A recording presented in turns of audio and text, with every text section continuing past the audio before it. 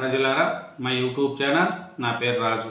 అంబటి రాంబాబు అధికారంలో ఉన్నప్పుడు కండ్లు నత్తికెక్కి ఎలా మాట్లాడారో మనకు తెలుస్తుంది.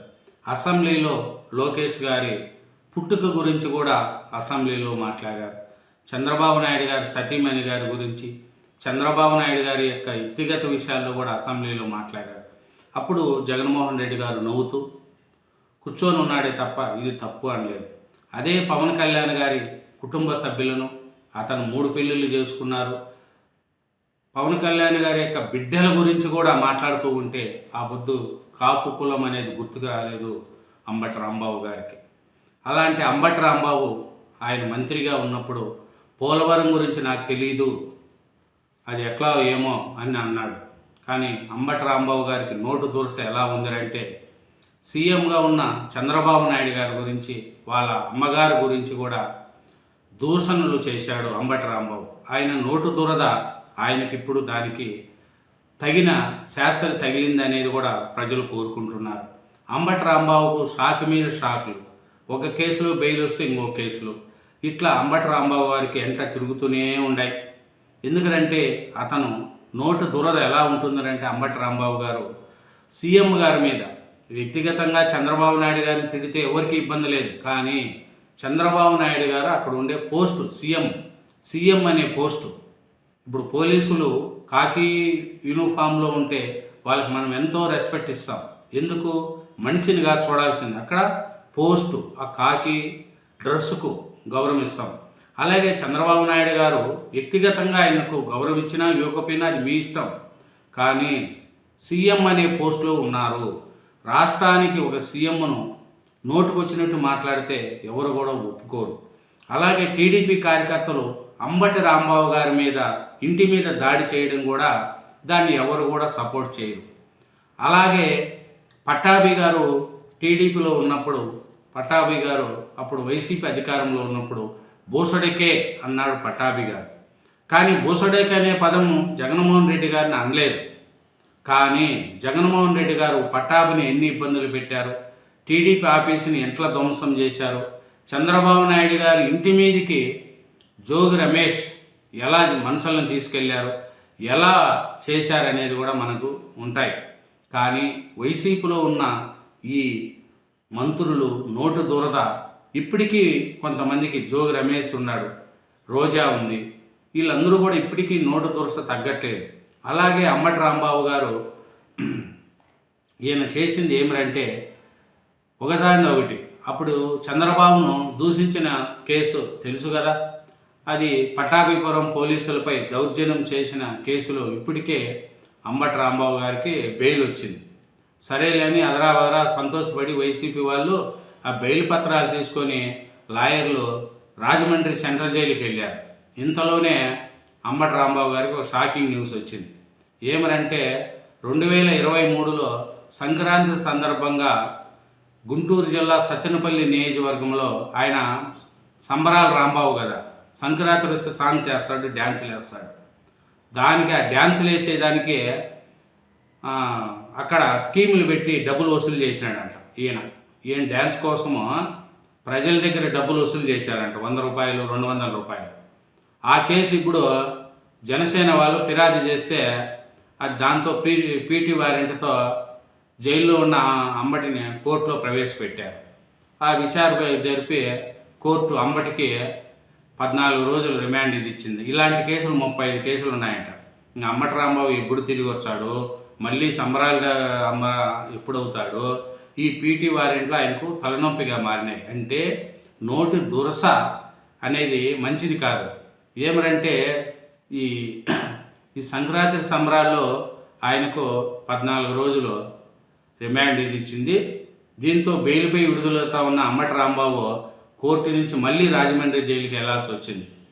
కాబట్టి అంబటి రాంబాబు గారి మీద ఇప్పటికి ఇంకా 35 ఉన్నాయంట. మరి ఆయన ఎప్పుడు బయట వచ్చాడు, అంబటి రాంబాబు ఎప్పుడు మనకు తెలుస్తాడనేది కూడా తెలియట్లేదు. కాబట్టి అంబటి రాంబాబు గారు ఇప్పుడే బయట వచ్చే సూచనలు కనిపిస్తున్నాయంటే ఏం కనిపించట్లే. ఎందుకంటే లక్కీ డ్రా, ఆయన సంక్రాంతికి సంబరాలు చేసుకోవడం లక్కీ డ్రా అంట. ఈ లక్కీ డ్రాలలో కేసులో రాజమండ్రి జైల్లో వెళ్లాల్సి వచ్చింది. కాబట్టి ఈ లక్కీ డ్రా కేసులో ఇప్పుడు 14 రోజులు రిమాండ్ విధించింది. అలాంటివి ఇంకా చాలా ఉన్నాయంట. ఈ అంబటి రాంబాబు 35 కేసులు ఉన్నాయంట ఆయన మీద. ఏమిలంటే అన్నీ ఆయన ఒకదానికొకటి చోటు చేసుకుంటూ వస్తున్నాయి. జైలు నుంచి బయటకు వస్తారన్న తరుణంలో మరో కేసులో రిమాండ్ విధించడంతో ఆయన మరింత కాలం జైల్లోనే గడపాల్సిన పరిస్థితి ఏర్పడింది. చంద్రబాబుపై దూషణల కేసు, పోలీసు విధులకు ఆటంకం కలిగించిన కేసుల్లో బెయిల్ రావడంతో అంబటి రాంబాబు విడుదల ఖాయమని అందరూ భావించారు. ఈ సంతోషంలో ఆయన స్వయంగా ఆపలేరంటూ ట్వీట్ చేశారు ఆయన కుమార్తె. కార్యకర్తలకు స్వీట్లు పంచి సంబరాలు కూడా జరుపుకున్నారు. కానీ ఆనందం ఎంతోసేపు నిలవలేదు. రాజమండ్రి సెంట్రల్ జైలు నుంచి అడుగు పెట్టకముందే గతంలో నమోదైన సంక్రాంతి లక్కీ డ్రా కేసులో న్యాయస్థానం ఆయనకు రిమాండ్ విధించడం అటు కుటుంబ సభ్యులకు ఇటు పార్టీ శ్రేణులకు పెద్ద షాక్ ఇచ్చింది కోర్టు. ఏమరంటే అప్పుడు వైసీపీ ప్రభుత్వంలో సత్తెనపల్లిలో లక్కీ డ్రా వ్యవహారం ఇప్పుడు అంబటిని చుట్టుముట్టింది. నిబంధనలకు విరుద్ధంగా అనుమతులు లేకుండా భారీ ఎత్తున నగదు వసూలు చేసి లాటరీ నిర్వహించారన్న ఆరోపణలపై నమోదైన ఈ పాత కేసులో పోలీసులు పీటీ వారెంట్ను ప్రవేశపెట్టారు. అందుకనే మళ్ళా మన అంబటి రాంబాబు గారు రాజమండ్రి సెంట్రల్ జైలుకు తరలివెళ్ళారు. ఇట్లాంటి 35 కేసులు ఉన్నాయంట అంబటి రాంబాబు గారి మీద. ఒక కేసు వచ్చి ఇంకో కేసు వచ్చి ఇంకో కేసు. నోటి దురద ఉందని ఒక మంత్రిగా పనిచేసిన అంబటి రాంబాబు గారు ఇలా చేయడం ఎంతవరకు సమంజసం ఆలోచించండి. ఒక సీఎంను పట్టుకొని నోటుకు వచ్చినట్టు మాట్లాడడం, అది వ్యక్తిగతంగా అప్పుడు వాళ్ళ అధికారంలో ఉన్నప్పుడు అయితే లోకేష్ గారి పుట్టుక గురించి మాట్లాడినారు. లోకేష్ గారి పుట్టుక గురించి మాట్లాడుతూ ఉంటే ఒకరు కూడా జగన్మోహన్ రెడ్డి గారు ఇది తప్పు అని చెప్పలేదు. ఎందుకంటే జగన్మోహన్ రెడ్డి గారికి తల్లిని చెల్లిని గౌరవించే అలవాటు ఎవరికి ఆయనకు లేదు. కాబట్టి అదే ఆయన కుటుంబ సభ్యులలో తల్లి చెల్లిని గౌరవించట్లేదు అని లోకేష్ గారు మన మండలిలో కూడా అన్నాడు. జగన్మోహన్ రెడ్డి గారికి ఏమో తల్లి చెల్లిని గౌరవించే అలవాటు లేదేమో, కానీ మాకు జగన్మోహన్ రెడ్డి గారి తల్లిని చెల్లిని ఎవరైనా వ్యక్తిగతంగా దూషిస్తే ఎవరిని వదిలిపెట్టాం. మా సాంప్రదాయం అలాంటిది కాదు.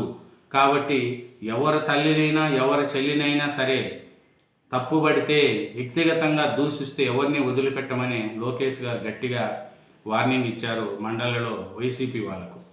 కాబట్టి మన రాజమండ్రిలో సెంట్రల్ జైల్లో అంబటి రాంబాబు గారు ఏం చేస్తున్నాడో ఏమనేది కూడా తెలుస్తుంది. ఎందుకంటే ఆయన నోటు దురద, దురుసు వాసన, దురుసు ప్రవర్తన, నోటుకొచ్చినట్టు మాట్లాడడం కూడా చేస్తుంది. ఇలా కేసుల్లో ఎన్ని 35 కేసులు ఉన్నాయంట. ఒకదాని మొత్తం ఇంకోటి పోతే ఇంకోటి. ఈయన మధ్య ఈ అంబటి రాంబాబును రాజమండ్రి సెంట్రల్ జైల్లో చెప్పకూడదు అక్కడే ఉన్నాడు. ఇప్పటికి ఉన్న కేసుల్లో బెయిల్ వచ్చినప్పటికీ ఈ తాజా రిమాండ్ వల్ల ఆయనకు జైలు గోడల మధ్య ఉండాల్సి వచ్చింది. ఈ కేసులో కూడా బెయిల్ పొందిన తర్వాత మరి ఇతర పాత కేసులు పీటీ వారెంట్లు జారీ కాకపోతేనే ఆయనకు పూర్తి స్థాయి విముక్తిలోకి వస్తుంది. అయితే వరుసగా కేసులు బయటకు వస్తుండడంతో వైసీపీ వర్గాల్లో కూడా ఆందోళన వ్యక్తమవుతుంది. కాబట్టి మన అంబటి రాంబాబు గారికి రాజమండ్రి సెంట్రల్ జైల్లో చెప్పకూడదు తినడమే. ఎందుకంటే ఆయన నోటు దురస, మన ఒక సీఎంను పట్టుకొని వాళ్ళ అమ్మగారిని గురించి కూడా మాట్లాడడం ఎంతవరకు.